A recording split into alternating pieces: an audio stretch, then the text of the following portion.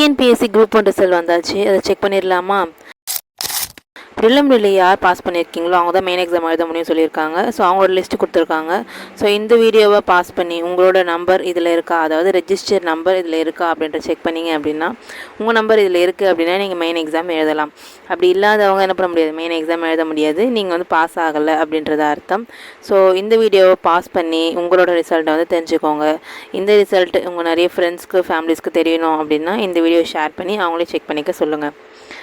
அதே மாதிரி இதில் முக்கியமான கொடுத்தது என்ன அப்படின்னா, உங்களோட நம்பர் இதில் இருக்குது, நான் பாஸ் ஆகிட்டேன் அப்படின்னா உங்களோட டாக்குமெண்ட்ஸை அப்லோட் பண்ணணும் அப்படின்ற மாதிரி இதில் வந்து ஒரு கண்டிஷன் கொடுத்துருக்காங்க.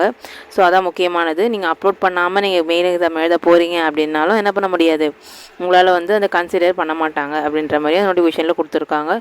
ஸோ மறக்காமல் செக் பண்ணிக்கோங்க. உங்கள் நம்பர் இதில் இருக்கா அப்படின்றத கமெண்ட் பண்ணிவிட்டு யார் பாஸ் பண்ணியிருக்கீங்கன்னு கமெண்ட் பண்ணிவிடுங்க. மறக்காமல் சப்ஸ்கிரைப் பண்ணிக்கோங்க. டேட்டா.